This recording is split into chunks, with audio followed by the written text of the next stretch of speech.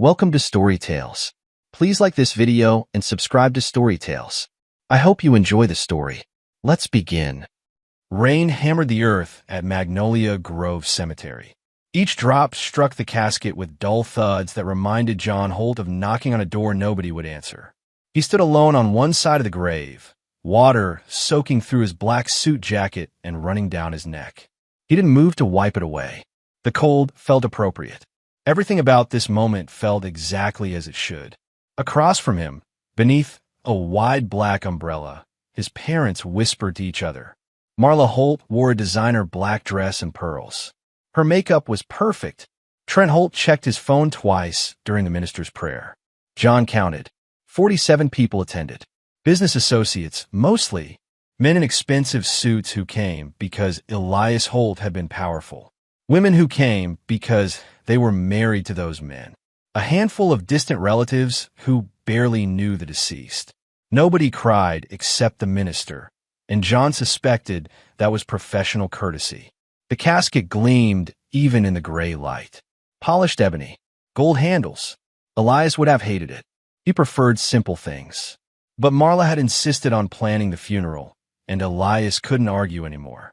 "We gather here today," the minister said, his voice fighting against the rain and losing, "to honor the life of Elias James Holt, a pillar of Charleston society, a businessman of great." John stopped listening. He looked at the casket instead and remembered sitting in his grandfather's study 3 months ago. "You're the only one who sees clearly," Elias had said. His hands shook when he lifted his glass. The cancer was winning by then. "Your parents see dollar signs. These vultures," he gestured at papers on his desk. "They see what they can take. But you, John, you see the truth." "What truth is that?" John had asked. "That respect isn't given. It's taken. And fear." Elias smiled, the expression sharp despite the pain in his eyes. "Fear is just respect with teeth." Now those eyes were closed forever. The only person who had ever looked at John and seen something worth believing in was 6 feet under Charleston soil. The minister finished. People shuffled forward to toss handfuls of dirt onto the casket. Marla went first, her movements theatrical. She dabbed at dry eyes with a handkerchief. Trent followed, already talking on his phone in a hushed voice. John waited until everyone else had gone. Then he stepped forward and knelt beside the grave, mud soaking through his pants. He reached down, grabbed a handful of wet earth, and let it fall. "I'll make them remember," he said quietly. "I promise." He stood and turned to leave. Marla blocked his path. She held the umbrella high enough that rain still pelted John's shoulders. "You're here for the will reading, aren't you?" Her voice carried the same tone she might use to comment on weather. Casual, unconcerned. John looked at her. Really looked. She was 54 now, but paid surgeons to keep that number theoretical. Her eyes were blue and cold and calculating. The same eyes that had looked at him when he was 7 and said, "We're sending you to boarding school. Don't make a scene." "I'm here because my grandfather died," John said. "Your grandfather?" Trent appeared beside Marla, pocketing his phone. He was taller than John, broader in the shoulders, but soft around the middle. "Always your grandfather. Never mind that he was our father. He stopped being your father when you started treating him like an ATM. Marla's expression tightened. "Watch your tone. You might think you meant something to him, but blood is blood. Family takes care of family." Interesting timing to suddenly care about family. John stepped around them. "See you at the reading." He walked through the cemetery alone. Behind him, he heard Marla's voice rise slightly. "He'll walk away with nothing," she said to Trent. "He always does." John smiled for the first time that day. Not a happy smile. Something sharper. They had no idea what was coming. The Holt mansion sat on 4 acres overlooking Charleston Harbor. White columns, wraparound porches, gardens that required 3 full-time groundskeepers. Elias had bought it in 1968 with money from his first major shipping contract. John pulled his truck into the circular driveway behind a Mercedes, a BMW, and a Lexus. He recognized the vehicles. His parents and his Uncle Richard had arrived early, probably to discuss strategy. The front door stood open. Inside, voices echoed off marble floors and high ceilings. John stepped into the foyer and stopped. He'd spent summers here as a child, but each visit still struck him the same way. This house was a museum of family history. Portrait after portrait lined the walls. Great-grandfather Edmund Holt, who'd started with a single fishing boat.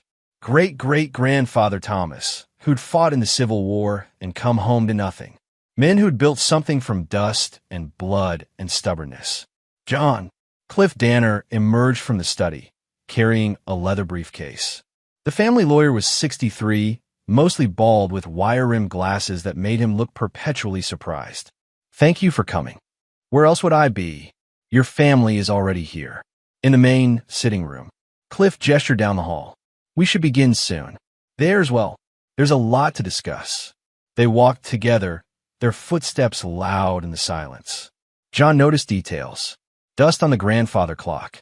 Curtains that needed cleaning. Nobody had maintained the house properly since Elias got sick. The sitting room was exactly as John remembered. Leather furniture.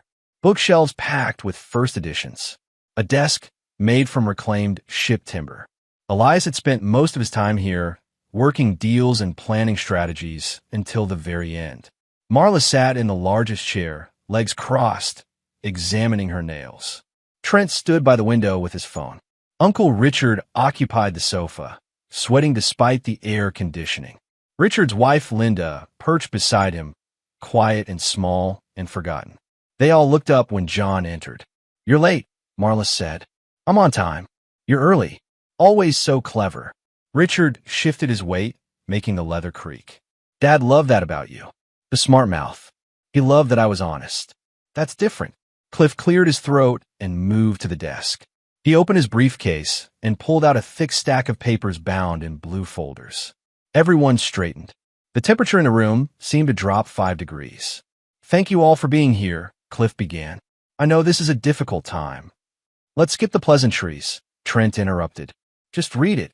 Cliff nodded and put on his reading glasses. "Very well. The last will and testament of Elias James Holt, executed on August 3rd of this year, states the following." He paused, looking over the glasses at the assembled family. "The entire Holt estate, including all business assets, properties, investment portfolios, and trust funds, is to be left solely and exclusively to my grandson, John Michael Holt." Silence crashed into the room like a physical force. Then Marla shot to her feet. "That's impossible. It's right here." Cliff tapped the papers. "Notarized. Witnessed by myself and Dr. Patricia Reeves. Completely legal." He was sick. Richard stood too, his face flushing red. Confused. The cancer spread to his brain. "The medical examinations show he was of sound mind when he executed this will," Cliff said calmly. Dr. Reeves specifically certified his mental competency. Trent turned from the window, his jaw tight. "John manipulated him, poisoned his mind against us while we were trying to run the family business." John had been waiting for this. He'd known exactly how they'd react. He stood slowly, met his father's eyes, and spoke in a voice that didn't rise above normal conversation. "I didn't have to manipulate him. He saw you clearly, probably for the first time in years." "You arrogant little—" Trent started forward. "Mr. Holt." Cliff stepped between them. "Please, this isn't helping." "He's right, though." Marla's voice had gone cold and sharp. "John always was good at whispering in ears, turning people against family. He's been planning this for years." "I visited him every week," John said. "We talked about books, about the business, about Charleston history." "What did you talk about when you visited?" "Oh, wait. You didn't visit. You sent emails asking about your inheritance." Richard's face was purple now. "Dad built this company with his bare hands. You think he'd just give it all to you? A kid who barely worked in the business. A kid who actually listened when he talked. Who asked questions. Who gave a damn about more than just the money." "This is contested," Marla said flatly. She looked at Cliff. "We're contesting this will immediately." Cliff sighed and pulled out another folder. "I anticipated this. Mr. Holt left a letter. He asked me to read it only if there were objections." He unfolded a single page. "It's handwritten. You'll recognize his writing." Everyone went still again. Cliff began to read. "To my family. If you're hearing this, It means you're objecting to my final wishes. I expected nothing less. Let me be clear. I left everything to John because he's the only one who understood what this family was supposed to be about. Building, creating, leaving something better than what you found. The rest of you saw only what you could take. You saw my death as a payday. John saw my life as a lesson. That's why he gets everything. That's why you get nothing. And if you fight this, I promise you, the lawyers will eat more of the estate than you'll ever see. Think carefully before you waste everyone's time. Elias. The silence after Cliff finished lasted exactly 3 seconds. Then Marla grabbed her purse and walked out. Her footsteps echoed through the house, sharp and angry. Richard followed, pulling Linda with him. They didn't say goodbye. They didn't look back. Trent stayed a moment longer. He stared at John with an expression that mixed rage and disbelief and something else. Something that might have been fear if John looked closely enough. You can't lose something you never cared for, John said quietly. Trent's jaw worked. We're not done here. Yes, you are. His father left. The front door slammed hard enough to rattle the portraits. Cliff exhaled and removed his glasses. That went about as well as I expected. Worse than I hoped, John admitted. He sat down in his grandfather's chair. It fit perfectly. What happens now? Now, Cliff started gathering papers. Now they lawyer up and make this ugly. They'll claim undue influence, mental incompetence, maybe even fraud. Doesn't matter that we have documentation proving otherwise. They'll fight because that's what they do. How long? 6 months if we're lucky. 2 years if they're determined. Cliff handed John a thick envelope. Keys to the house. Bank account information. Business access codes. Everything you need is in here. Though I'd suggest you don't make any major changes until the legal challenge is resolved. John turned the envelope over in his hands. It was heavier than he expected. Cliff, were you surprised? When he changed the will. The lawyer paused at the door. Surprised? No. Elias talked about you constantly those last few months. Told me stories I'd never heard before. About teaching you to sail. About the time you were 12 and asked why the company didn't invest in renewable shipping fuel.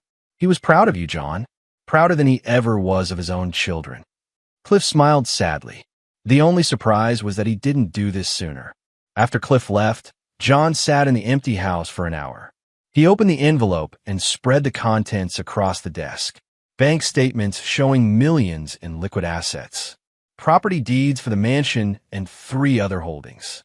Stock portfolios. Business documents for Holt Shipping and Logistics. A fortune. A legacy. A target painted on his back. His phone buzzed. Unknown number. He answered. John Holt. Yes. This is Franklin Pierce with Pierce and Associates. We represent Marla and Trent Holt. I'm calling to inform you that our clients are filing suit tomorrow morning to contest Elias Holt's will. We'll be seeking full disclosure of all communications between you and the deceased, as well as medical documentation regarding his mental state. John leaned back in the chair. Noted, we believe we have sufficient grounds to prove undue influence. And see you in court, Mr. Pierce. He hung up. Then he made his own call. The number rang twice before a familiar voice answered. Dawson Reed. Mr. Reed. It's John Holt. I need to talk to you about my grandfather's business records. All of them, especially the ones he kept private. A long pause. Then, I was wondering when you'd call. When can you meet? Tonight. I'll come to you. Make it 9. And John, bring a strong stomach. What you're about to learn, it's not pretty. John ended the call and looked around the study.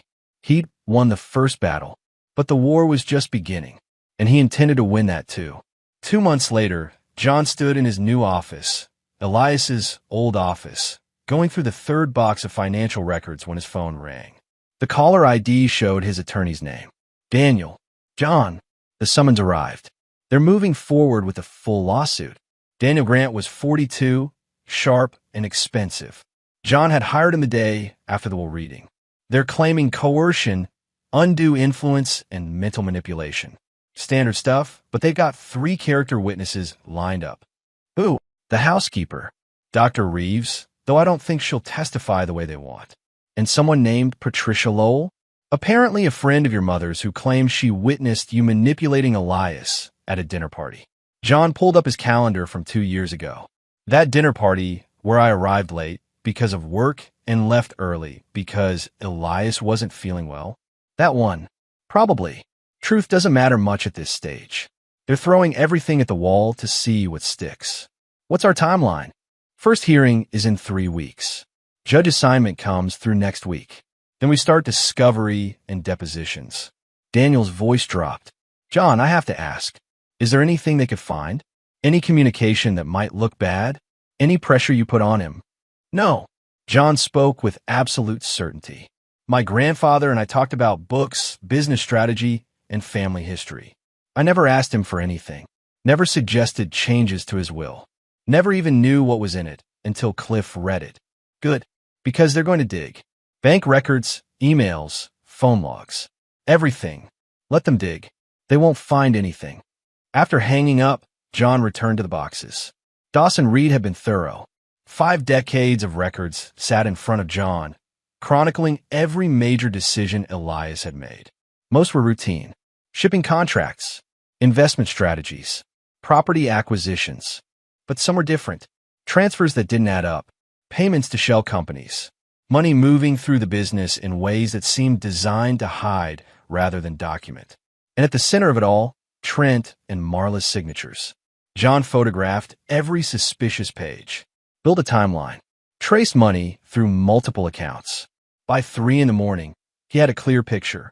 His parents had been stealing from the company for 12 years. Small amounts at first, then larger.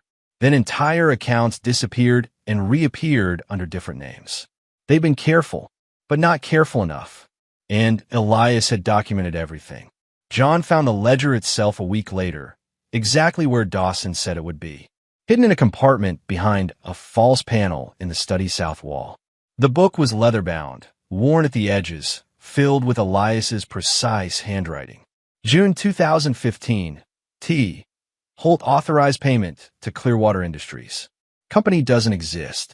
Money routed to offshore account. $47,000. September 2016, M. Holt approved bonus structure for fake employees. 5 names. No work history. Payments total $230,000 over 8 months. January 2018, caught T. Holt forging my signature on loan documents. Confronted him. He claimed it was an accident. It wasn't. Page after page. Year after year. A meticulous record of betrayal. The last entry was dated 3 months before Elias died. They think I'm blind. They think the cancer makes me weak. But I see everything. And I remember everything. When I'm gone, John will have the proof he needs. He'll know what to do with it. He's the only one strong enough. John closed the ledger and sat in the dark study. Outside, Charleston slept. Inside, he made plans. They wanted a legal battle. Fine. He'd give them one. But not yet. First, he'd let them commit. Let them lie under oath. Let them dig themselves deeper with every move. Then he'd show them what his grandfather had really left him. Not just money, not just property, but weapons. Charleston County Courthouse stood 4 stories tall, built from gray stone that turned almost black when it rained. It had served Charleston for 90 years. Elias had told John once that real justice happened in buildings that remembered history. Buildings that had seen enough lies to recognize them on sight. John climbed the steps at 8:30 on a Tuesday morning. His attorney Daniel walked beside him, carrying 2 briefcases full of documents. Behind them, reporters shouted questions John didn't answer. Inside, the courthouse smelled like old wood and newer coffee. Security waved them through. They took the stairs to the 3rd level rather than wait for the elevator. Courtroom C sat at the end of a long hallway. Marla and Trent were already there, sitting with their attorney Franklin Pierce. Pierce was exactly what John expected. Silver hair, expensive suit, the kind of confidence that came from winning cases through intimidation rather than facts. Marla wore navy blue. Professional, sympathetic. She'd rehearsed her grieving daughter act until it looked natural. Trent sat rigid, hands folded, expression neutral. They didn't acknowledge John when he entered. All rise. The Honorable Judge Marcus Vale presiding. Everyone stood. The judge entered from his chambers, black robes swishing. He was mid-60s, African-American, with gray at his temples and reading glasses perched on his nose. He settled behind the bench and reached for his gavel. Then he looked down at the docket. His hand froze halfway to the gavel. His eyes moved from the papers to John's face, and something changed in his expression. Wait. Judge Vale set the papers down slowly. John? John Holt. John met his eyes. Recognition crashed through him like cold water. Your Honor. I'll be damned. Vale leaned back in his chair, studying John with an intensity that made the entire courtroom hold its breath. The charges are against you? You're the defendant in this inheritance case. Yes, sir. The judge looked at Marla and Trent, then back to John. I remember you. The custody hearing. September 2003. Marla's face went pale. Trent shifted in his seat. John remembered too, sitting in a different courtroom in this same building. 10 years old. Watching his parents argue over who had to take him for the summer because neither wanted to change their vacation plans. Elias had been there too, quiet in the back row, listening to his son and daughter-in-law treat their child like an inconvenience. Judge Vale had presided over that hearing. He'd been new to the bench then, but John remembered how his expression had tightened when Marla said, "The boy is better off at boarding school. We travel too much to provide stable supervision." Elias had stood up then. I'll take him. For the summer. For as long as he needs. The judge had approved it immediately. And John had spent every summer after that in his grandfather's house, learning about ships and business and what it meant to build something worth keeping. Now that same judge sat above them all, holding their futures in his hands. This is highly unusual, Pierce said, standing. Your Honor, if you have prior knowledge of the parties involved. I have prior knowledge of a custody case from 22 years ago, Vale interrupted. Different circumstances, different charges. I see no conflict of interest here. He looked at Pierce hard. Unless you'd like to file for recusal? Though I should warn you, Judge Brennan is covering the next available slot, and she's considerably less tolerant of inheritance disputes than I am. Pierce sat down. No, Your Honor. We're satisfied with your impartiality. Good. Vale picked up his gavel. Then let's proceed. This is a preliminary hearing for case number 2025 CV 4471. Marla Holt and Trent Holt versus John Holt, contesting the will of Elias James Holt, deceased. Mr. Pierce, you may present your opening argument. Pierce stood and launched into his prepared speech. Undue influence. Manipulation. A vulnerable old man swayed by a calculating grandson. He painted John as a predator who'd isolated Elias from his true family and poisoned his mind against his own children. John listened without reacting. Daniel had coached him on this. Show nothing. Give him nothing. Let them perform. When Pierce finished, Daniel stood. Your Honor, the defense moves to dismiss this case on grounds that the plaintiffs have failed to provide even preliminary evidence of their claims. The will in question was executed by a man of sound mind, witnessed by appropriate parties, and notarized according to state law. The plaintiff's assertion of manipulation is unsupported by any documentation, testimony, or fact. This is not a legal challenge. This is sour grapes dressed up in legal language. Pierce shot to his feet. Your Honor, we have witnesses who will testify to. Then bring them, Vale said. Bring your evidence. Bring your witnesses. But I warn you now, I won't tolerate fishing expeditions in my courtroom. If you have a case, present it. If you're hoping discovery will create one, you're wasting everyone's time. He banged his gavel once. Motion to dismiss denied. But I'm setting an aggressive timeline. Discovery ends in 45 days. Depositions must be complete in 60. This case will not drag on indefinitely. Understood. Yes, Your Honor, both lawyers said. Good. Next hearing is scheduled for November 4th. Court dismissed. The gavel fell again. People stood. John gathered his papers and turned to leave. Marla blocked his path. Up close, he could see the cracks in her makeup, the tightness around her eyes. You think you've won something, she said quietly, standing there with your smug face. But I know you, John. I raised you. You didn't raise me. You deposited me places and picked me up when convenient. You're going to lose. And when you do, when everyone sees what you really are, you'll have nothing. No family. No money. Nothing. John looked at her the way he might examine a bug under glass. I already had nothing, Mom. You made sure of that when I was 7. The difference now is that I'm used to it. You're not. And that's going to make losing so much harder for you. He stepped around her and walked out. Behind him, he heard Piers trying to calm Marla down. Her voice rose anyway, sharp and furious, echoing off the courthouse walls. Outside, Daniel pulled him aside. That was Judge Vale? The same one from? Yes. That's incredible luck. He clearly remembers what they put you through. John shook his head. It's not luck. It's Charleston. Everyone here has a long memory. And my parents burned a lot of people over the years. Well, it worked in our favor. That aggressive timeline puts pressure on them to produce evidence fast. If they don't have it, they'll start making mistakes. Good. Let them make mistakes. John looked back at the courthouse. I want them to dig. I want them to go on record with their lies. Because when we bring out the truth, I want it to hurt. That night, John met Dawson Reed at a diner on the east side of Charleston. The place was old, the kind where you could still smoke in the corner booths, and nobody asked questions if you talked quietly. Dawson was waiting in the back. He was 71 now, retired from managing the Holt estate for 30 years. He'd worked with Elias since the beginning, knew every secret, carried every burden. You look tired, Dawson said when John slid into the booth. Court was today. I heard. Also heard Marcus Vale is presiding. You know him? Everyone knows Vale. Good man. Fair. Doesn't tolerate nonsense. Dawson pushed a cup of coffee across the table. Your grandfather respected him. John drank. The coffee was terrible, but hot and strong. You said Elias kept records. About my parents. More than records. Documentation. Evidence. Dawson pulled out a small key from his pocket. There's a safe in the mansion. In the study. Behind the portrait of your great-grandfather.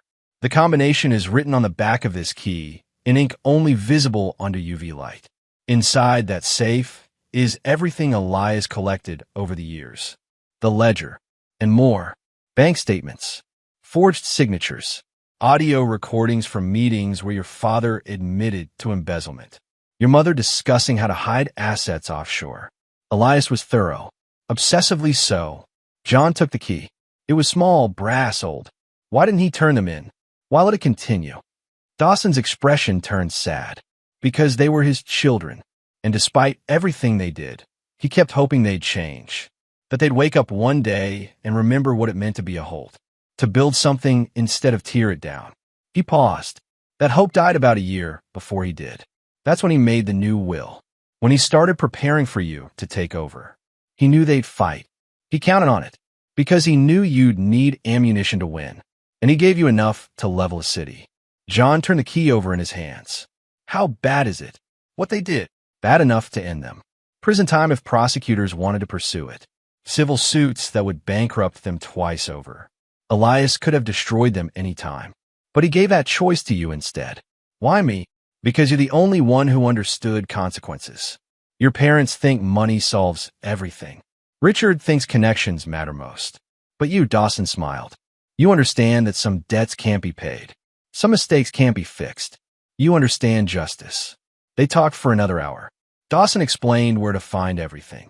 How to authenticate the documents. Which ones are most damaging.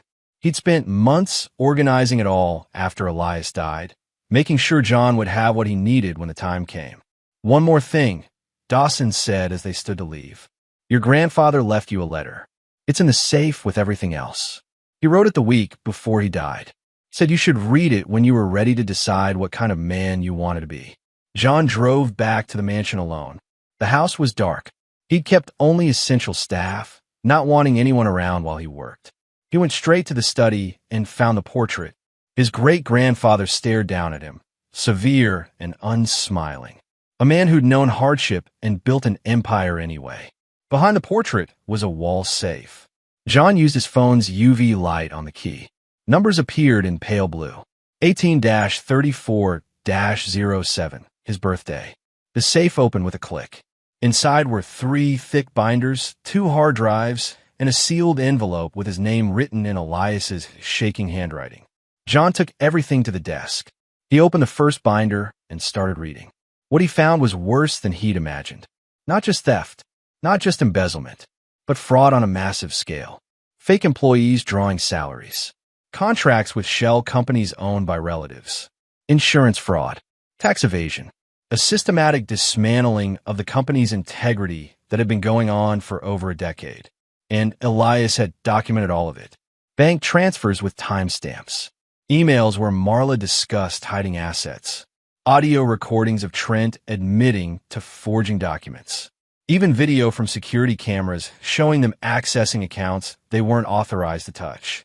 John worked until dawn, photographing everything, creating backup copies, building a timeline that would be impossible to dispute. By the time the sun rose, he had enough evidence to destroy his parents completely. The letter sat unopened on the corner of the desk. He picked it up. The envelope was thick, expensive paper. He broke the seal and pulled out 3 handwritten pages.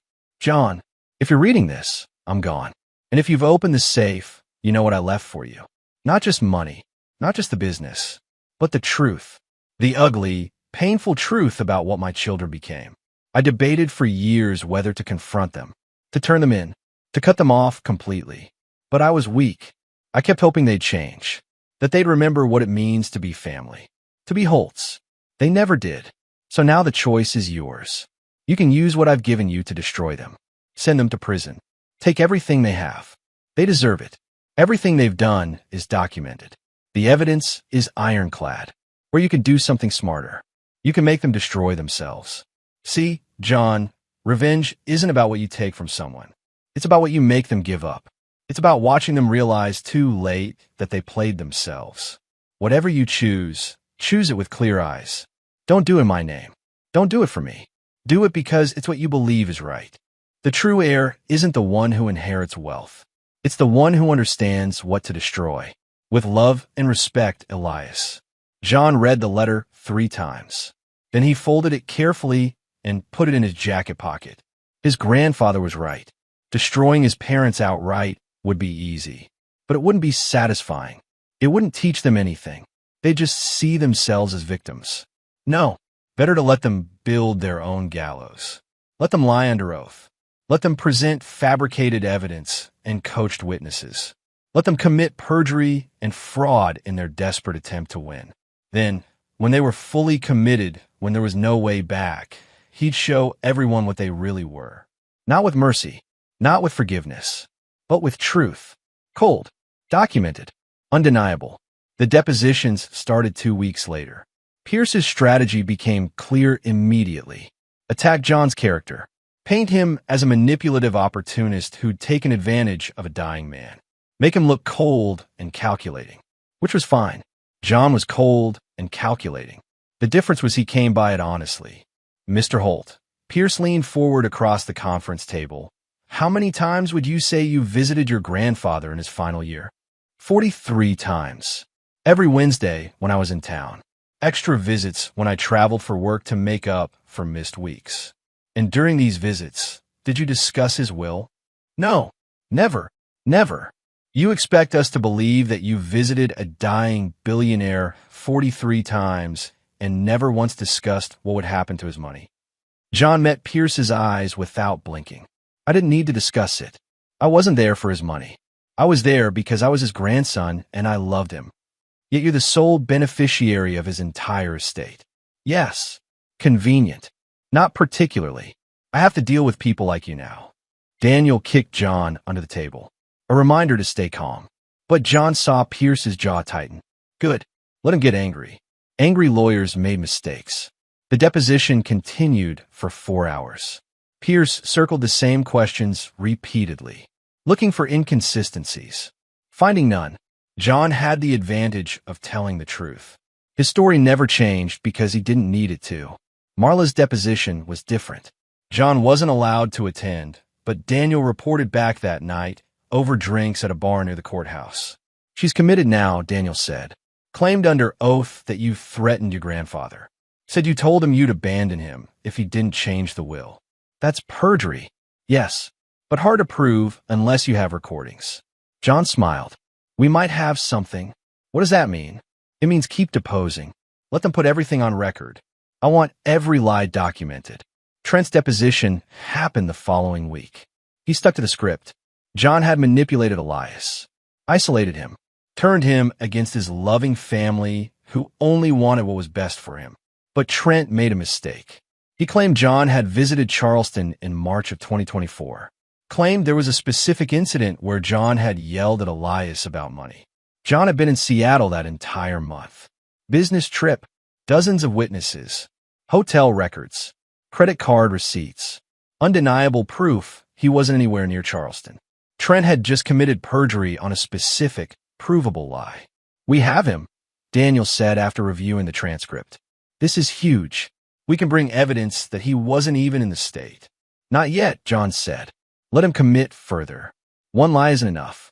I want a pattern." While depositions continued, John started his own investigation. He used money from the estate to hire a private investigator named Rita Torres. She was expensive but thorough.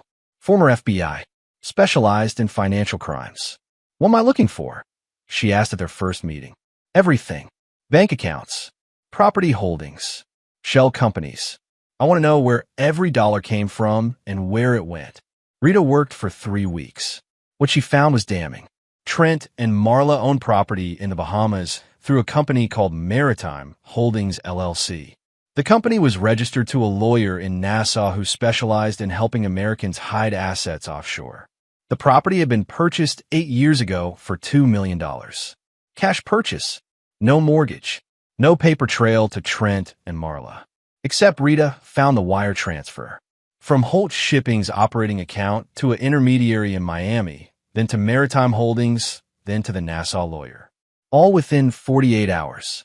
They'd stolen $2 million from the company to buy a vacation home and hidden it so well they thought no one would ever find it. John had Rita document everything. Take photos, pull every record, create an airtight case. Then he had her dig into the lawsuit itself. Who was funding Pierce and his expensive firm? Not Marla and Trent. They were leveraged to their necks already. The money came from something called Southgate Holdings, a Delaware corporation with opaque ownership. John traced it backwards. Southgate owned pieces of several Charleston businesses. A restaurant, a boutique hotel, a marina, all recently acquired, all previously owned by different people. He made calls, asked careful questions, and discovered something interesting. Southgate Holdings had purchased those businesses by buying up their debts, offering deals too good to refuse, taking ownership through financial leverage rather than direct purchase. It was elegant, sophisticated, the kind of strategy Elias would have admired. So John copied it. He set up his own company, Whitehaven Investments, registered in Delaware under layers of legal structure. Then he started buying debt, specifically Marla and Trent's debt, and they had a lot of it. Credit cards maxed out, lines of credit drawn down, mortgages on properties, car loans. John bought it all through Whitehaven, quietly, patiently, paying premiums to creditors who were happy to sell rather than chase payment. Within 6 weeks, he owned 78% of his parents' outstanding debt, and they had no idea. Then he waited. The lawsuit moved forward. More depositions, more discovery, more lies from his parents, each one documented and preserved. In late October, John made his move. Whitehaven Investments called in its debts. All of them, simultaneously. 30-day notice. Pay in full or face legal action. Marla called them at midnight. "What the hell did you do? I don't know what you're talking about. Our bank accounts, they're frozen. Some company called Whitehaven is claiming we owe." She stopped. "Wait, is this you? You're pursuing a lawsuit claiming I manipulated grandfather out of millions. Why would I care about your financial problems? You bastard. You absolute bastard. See you in court, Mom." He hung up. His phone rang again immediately. Trent this time. John let go to voicemail, then blocked both their numbers. He poured himself a drink. Elias's favorite scotch. He'd been saving it for the right moment. This felt right. Watching his parents scramble. Watching them realize they'd underestimated him. Again, his phone buzzed with a text from Daniel. News about the case? John typed back. Not yet, but soon, because they still didn't understand. They still thought this was about money, about inheritance, about some family dispute that could be settled or compromised. They didn't realize this was about something much simpler. This was about consequences. And John was just getting started. The trial date arrived on a cold November morning. 6 months of discovery and depositions had led to this. The courtroom was packed. Reporters filled the back rows. Charleston society came to watch the Holt family tear itself apart in public. John wore his grandfather's watch. Elias had given it to him the month before he died. Real power isn't loud, Elias had said. It's quiet. It's knowing you've already won before the fight even starts. Judge Vale entered at 9 sharp. Everyone stood. The trial began. Pierce called his first witness, Dr. Patricia Reeves, the physician who treated Elias during his final months. Dr. Reeves, Pierce stood near the jury box. In your medical opinion, was Elias Holt of sound mind when he executed his will? Yes, absolutely. Pierce's expression tightened, even though he was dying of cancer. Cancer affects the body, Mr. Pierce, not automatically the mind. I evaluated Mr. Holt regularly. His cognitive function remained sharp until the very end, but he was on heavy pain medication. Surely that impaired his judgment. The medication dosages were carefully monitored. He was lucid during all important decisions. Pierce tried several more angles. Dr. Reeves shut down each one with medical terminology and professional certainty. By the time Pierce sat down, his first witness had reinforced the defense instead of helping the plaintiffs. Daniel didn't even cross-examine, just smiled and said, "No questions, Your Honor." Pierce's second witness was better prepared. Emma Lowell, Marla's friend, testified that she'd attended a dinner party where John had been aggressive and controlling toward Elias. He wouldn't let anyone else talk to him, Emma said, dabbing at her eyes. He monopolized the entire evening, kept steering conversations away from Marla and Trent. It was disturbing. Daniel stood for cross-examination. Mrs. Lowell, what date was this dinner party? April 15th. Last year. You're certain? Completely. Daniel pulled out a document. Your Honor, Defense Exhibit 42. A sworn affidavit from the restaurant staff at Magnolia's where this dinner allegedly occurred. They have no record of any private party that night. In fact, the restaurant was closed for renovations from April 10th through April 20th. The courtroom erupted in whispers. Emma's face went bright red. Pierce shot to his feet, objecting, but Judge Vale waved him down. The witness will answer, Vale said sharply. Mrs. Lowell, do you want to revise your testimony? Emma looked at Marla, who sat rigid in her seat. Maybe I got the date wrong. Maybe you made up the entire story, Daniel said flatly. Pierce objected again. Vale sustained it, but the damage was done. The jury saw through Emma's lies. Another witness burned. By the end of the first day, Pierce's case was crumbling. His witnesses contradicted each other. His evidence fell apart under scrutiny. Marla and Trent sat at the plaintiff's table, looking increasingly desperate. Day 2 started with Trent on the stand. Pierce had coached him well. Trent spoke clearly, calmly, describing his loving relationship with his father, the weekly phone calls, the business consultations, the family dinners. Then he described John's campaign to isolate Elias. My son systematically cut us out. He scheduled his visits when he knew we'd be busy. He told Dad that we were only interested in money. He poisoned the relationship. Pierce let him talk for an hour, building sympathy, creating a narrative of a dutiful son betrayed by a calculating younger generation. When Pierce finally sat down, Daniel stood slowly. He had a single folder in his hand. Mr. Holt, you testified that you spoke with your father weekly. Is that correct? Yes. Even when he was sick? Especially then. How did you communicate? Phone? Video calls? Both. Mostly phone. Daniel opened the folder. Your Honor, Defense Exhibit 79. Phone records for Elias Holt's primary line for the 12 months before his death. He handed copies to the judge and jury. Mr. Holt, according to these records, you called your father exactly 4 times during his final year. The longest call lasted 6 minutes. Trent's face lost color. That can't be right. I called his other number. His mobile. Defense Exhibit 80. Mobile phone records. 0 calls from your number. Then I used a different phone. Which phone? Trent's mouth opened and closed. I don't remember. You don't remember which phone you used to call your dying father weekly for a year? I had business phones, personal phones, maybe one of those. Daniel pulled out another document. Then perhaps you can explain Defense Exhibit 81.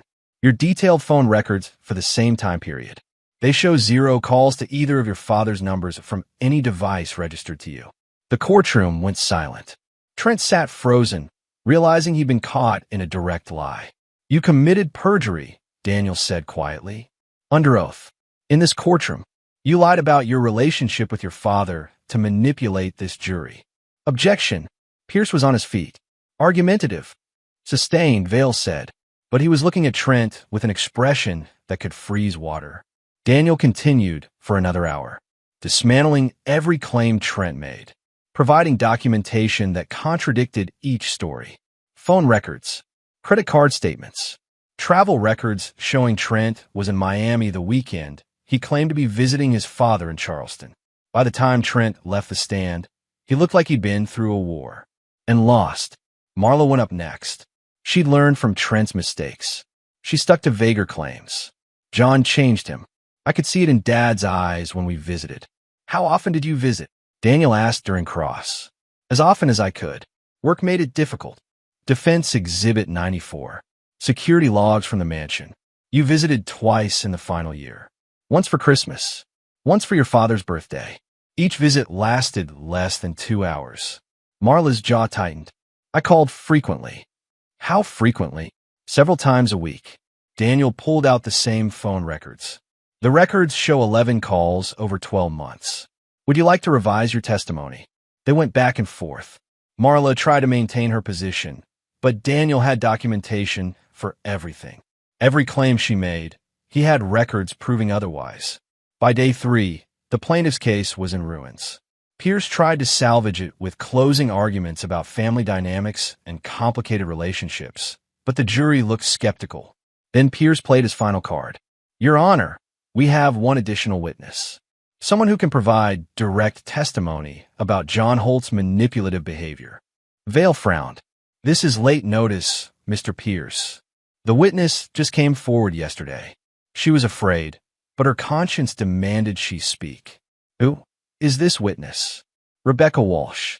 She was Mr. Elias Holt's caretaker for the final 3 months of his life. John's stomach dropped.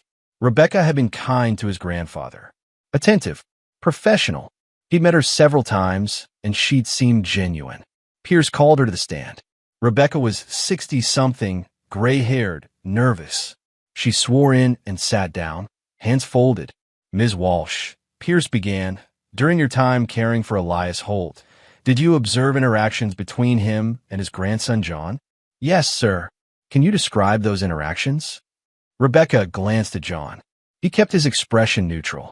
Well, John visited regularly. But there was this one time. She paused. He was upset, raised his voice, told Mr. Holt that if he didn't change the will, John would stop visiting, stop caring for him. Gasps echoed through the courtroom. Reporters scribbled frantically. The jury leaned forward. Are you certain about this? Pierce asked. Yes, sir.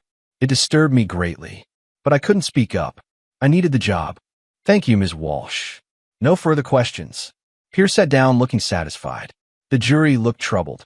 This was real testimony. A neutral party. Someone with nothing to gain. Then Daniel stood. Ms. Walsh, when exactly did this alleged incident occur? About 2 months before Mr. Holt passed. August, I believe. You're certain? Yes. Daniel walked to his table and picked up a laptop. Your Honor, permission to show Defense Exhibit 112. Granted. Daniel set up the laptop where everyone could see the screen. Ms. Walsh, this is security footage from Elias Holt's home. The system runs continuously and backs up to cloud storage. Would you like to revise your timeline? Rebecca's face went pale. The date might be off. Let me help you. Daniel clicked play. The video showed Elias's study from a high corner angle. Timestamp, August 12th, 2024. John entered. Sat down. He and Elias talked for 40 minutes. Their voices were audible. The conversation was about shipping routes and renewable energy. Not once did John raise his voice. Not once did anyone mention the will. Daniel, let the video play for 5 minutes. Then he paused it. That's August 12th. Here's August 19th. Another video. Same scene. Quiet conversation. No threats. No shouting. Here's the 26th, the 3rd, the 10th, the 17th. Video after video. Each showing calm visits. Respectful conversations. A grandson caring for his dying grandfather with patience and love. Daniel turned to Rebecca. So, Ms. Walsh, when exactly did this threatening incident occur?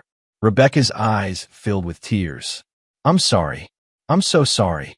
Did someone pay you to testify falsely? I needed money. My sister needs surgery. They said it wouldn't hurt anyone. Just help them get what was fair. Who paid you? Rebecca looked at Trent. He did. $20,000. Half up front, half after I testified. The courtroom exploded. Judge Vale slammed his gavel repeatedly. Order. Order in this court. Pierce was on his feet, face red. Your Honor, I had no knowledge. Sit down, Mr. Pierce. Vale's voice could cut steel. He looked at Rebecca. Ma'am, you realize you just confessed to perjury and conspiracy to commit fraud? Rebecca nodded, crying openly now. Vale turned to the bailiff. Detain Ms. Walsh for questioning by law enforcement. Then he looked at Marla and Trent. And someone read these two their rights. I'm referring this matter to the district attorney immediately. Everything happened fast after that. Police entered. Read Trent his rights. Handcuffs clicked on his wrists. Marla screamed that it was all a misunderstanding. Pierce tried to object to everything simultaneously. Judge Vale gavelled the court to order one final time. This trial is concluded. The plaintiff's case is dismissed with prejudice. Furthermore, I'm awarding the defendant full legal costs and punitive damages for malicious prosecution. This was not a good faith dispute. This was attempted fraud.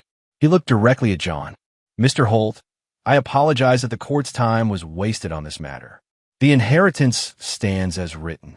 The gavel fell. It was over. John sat perfectly still while chaos erupted around him. Police let his parents out in handcuffs. Reporters shouted questions. Marla's voice echoed down the hallway, high and desperate. Daniel put a hand on John's shoulder. You did it. You won. Completely. John nodded slowly. But it didn't feel like victory yet. This was just the first part. The legal battle was done. Now came something more personal. 1 month later, John stood in the lobby of the building that used to hold his parents' lives together. The penthouse condo overlooking Charleston Harbor was being emptied by auction staff. Furniture, artwork, expensive electronics, everything was tagged and priced. The bank had seized it after Whitehaven Investments called in the debts. Turned out his parents had used the condo as collateral for multiple loans. When those loans came due simultaneously, they couldn't pay. The mansion in the suburbs went the same way. Then the beach house. Then the cars. John had purchased it all through various shell companies. Every piece of property, every asset, all of it gone from their hands and into his control. But he hadn't kept any of it for himself. Rita Torres met him in the lobby, clipboard in hand. The final transfer paperwork is ready. Once you sign, the Elias Hole Foundation officially owns all 6 properties.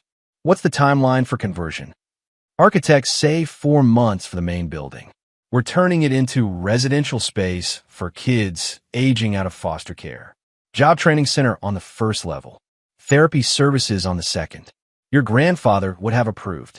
John signed the papers. The penthouse where his mother had hosted parties for Charleston society would become apartments for teenagers who'd been abandoned by their families. Fitting. What about my parents? John asked. Where are they living? Rita checked her notes. Small apartment in West Ashley. 2-bedroom. They're both working now. Had to. The legal fees bankrupted what the bank seizures didn't take. Working where? You're not going to believe this. Rita smiled grimly. They applied at the foundation. Didn't realize it was yours. The hiring manager recognized the names and called me. I told her to hire them. Maintenance and administrative support. They start Monday. John nodded slowly. His parents would spend their days maintaining a building that represented everything they tried to steal from him. They'd clean offices and file paperwork in a foundation named after the man they betrayed. And they'd do it for wages barely above minimum because they had no choice. Perfect. His phone buzzed. Unknown number. He answered. Is this John Holt? Female voice. Nervous. Yes. This is Detective Angela Reeves with Charleston PD. I'm calling about the criminal investigation into Trent and Marla Holt. The district attorney wants to know if you're willing to testify if this goes to trial.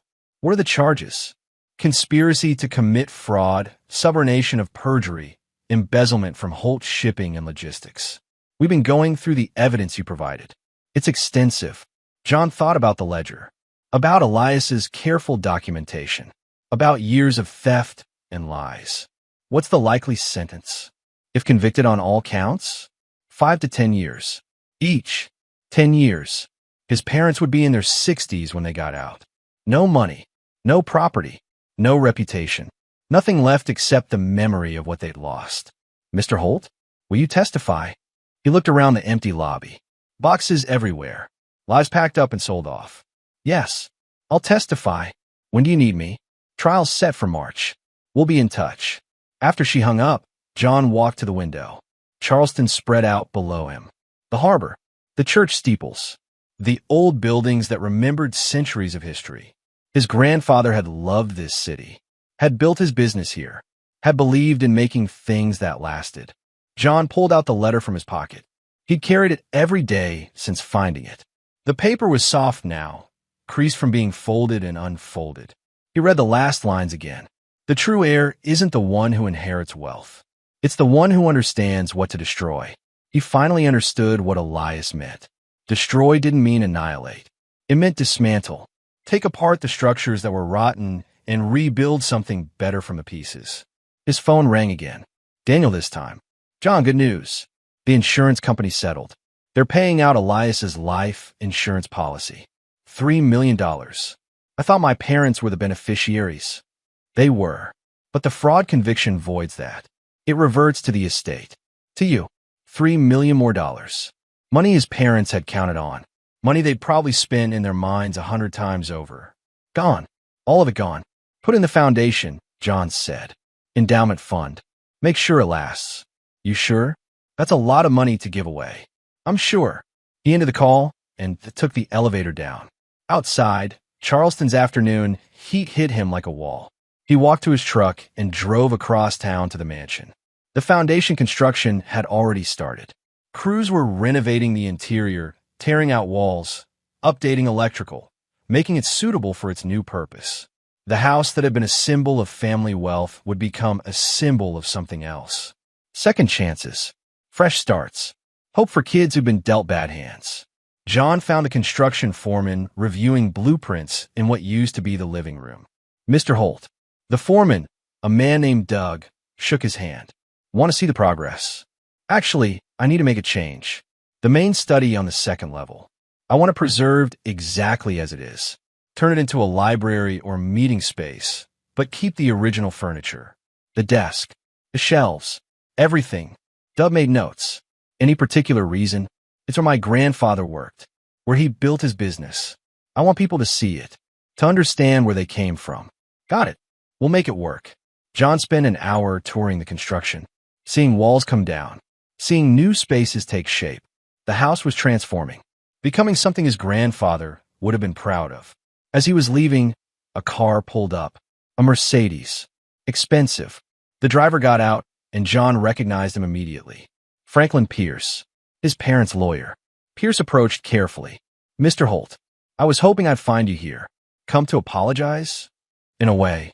Pierce looked tired, older than he had in court. I'm no longer representing Marla and Trent. I withdrew from the case. Smart. I should have withdrawn earlier. I should have seen. He trailed off. Look, I'm a good lawyer. I represent clients zealously. But I don't suborn perjury. I don't participate in fraud. Your parents lied to me. Repeatedly. I thought I was pursuing a legitimate case. And now I'm trying to save my reputation. The bar is investigating. I'll probably face sanctions. Pierce met John's eyes. I wanted to tell you that I'm sorry. What they did to you, what they put you through, it wasn't right. And I was a part of it. John considered the man in front of him. Pierce had been a tool, a weapon his parents tried to use. But he hadn't known, hadn't understood what he was really part of. The bar investigation, John said. If they contact me, I'll tell them you withdrew the moment you learned the truth, that you cooperated fully. It won't erase what happened, but it might help. Pierce looked surprised. Why would you do that? Because you're not the enemy. You were just pointed in the wrong direction. John turned toward his truck. My parents destroyed themselves. I don't need to destroy everyone they touched along the way. He drove away, leaving Pierce standing in the driveway. In his rearview mirror, he saw the lawyer get back in his Mercedes and sit there for a long moment before driving off. 3 weeks later, John received a letter. The return address was the apartment in West Ashley where his parents were living. He opened it carefully. Inside was a single page, handwritten. His mother's writing. John, I don't expect you to read this. I don't expect you to care. But I need to write it anyway. You won. You destroyed us completely. Took everything we had. Everything we were. We have nothing now. We work minimum wage jobs at a foundation that exists only to humiliate us. We live in an apartment that costs more than we make. We're drowning. Is this what you wanted? Is this enough for you? Because I need you to know something. I'm your mother. I gave birth to you, raised you, and this is how you repay me? With cruelty? With revenge? If you have any decency left, any compassion, you'll stop this. Help us. We're family. Please. Mom. John read it twice. Then he pulled out a pen and wrote a single line at the bottom. You're not my family. You're just people who share my blood. That's not something to be proud of. He mailed it back. No other words. No explanation. She'd understand. Or she wouldn't. Either way, it didn't matter. 6 months after the trial, John stood in his grandfather's study, now officially the Elias Holt Memorial Library. The room had been preserved exactly as Elias left it. Same desk, same chairs, same books on shelves. But the house around it had changed completely.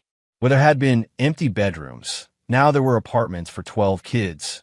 Where there had been a formal dining room, now there was a communal kitchen and eating area. The garage had become a workshop for teaching trades. The gardens were planted with vegetables. The foundation's first residents had moved in last week. Teenagers aging out of foster care. Kids who'd been told they were unwanted, unworthy, destined to fail. John had met each one personally, shook their hands, told them about his grandfather, about building something from nothing, about proving wrong everyone who'd ever doubted you. Now he sat alone in the study, a glass of Elias's favorite scotch on the desk. The amber liquid caught the late afternoon sun streaming through the window. The ledger lay open in front of him. He'd thought about destroying it. The evidence had served its purpose. His parents were convicted. The business was secure. The foundation was funded. But Elias had spent years documenting those failures. Years watching his children become people he didn't recognize. That history deserved to be remembered. John closed the ledger and locked it in the desk's bottom drawer. Not destroyed, not forgotten, just kept safe. A reminder that success wasn't inevitable, that family ties didn't guarantee loyalty, that some people would always choose greed over integrity. His phone buzzed. Message from Rita. Final head count for tonight's opening ceremony. 247. Mayor confirmed. Press confirmed. Speech starts at 7. The opening ceremony. The official launch of the Elias Holt Foundation. 6 months of renovation. 6 months of interviews and hiring and planning. All coming together tonight. John stood and walked to the window. He could see the front lawn from here. Workers were setting up chairs, stringing lights, building a stage. By evening, this place would be full of people celebrating what his grandfather had created, what John had protected and transformed. He thought about his parents. They'd be here tonight too, working, serving refreshments, cleaning up afterwards. They'd submitted resignation letters twice. John had rejected them both through the HR department. They were bound by their employment contracts, bound by their need for money, bound by consequences. A knock at the door. Mr. Holt?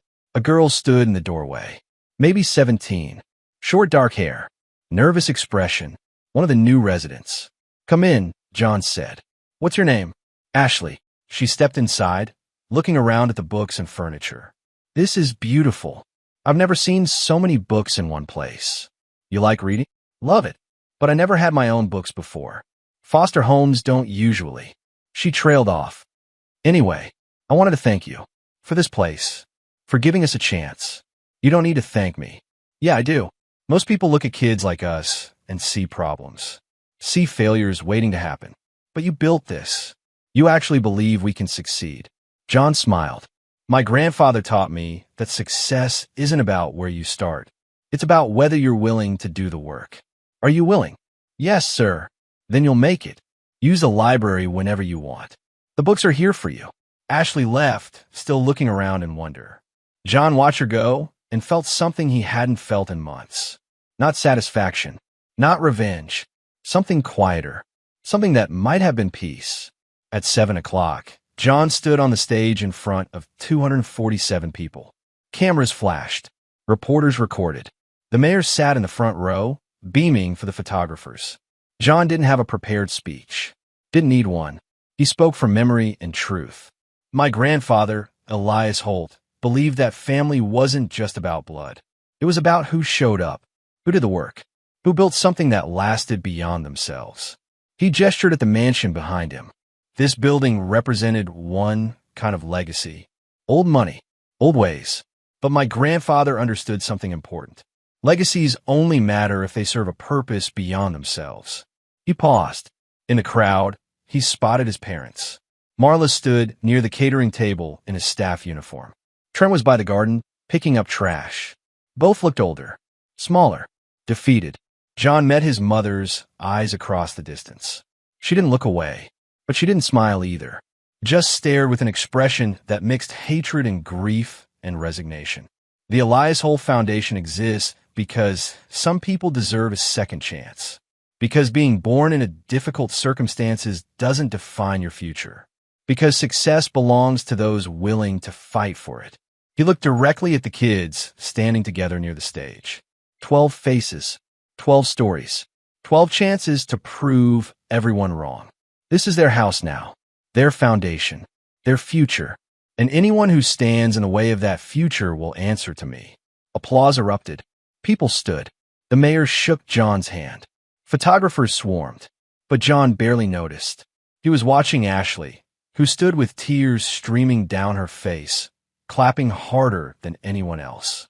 Later, after the crowd dispersed and the caterers packed up, John returned to the study one final time. He poured another glass of scotch and sat in his grandfather's chair. The harbor was visible through the window.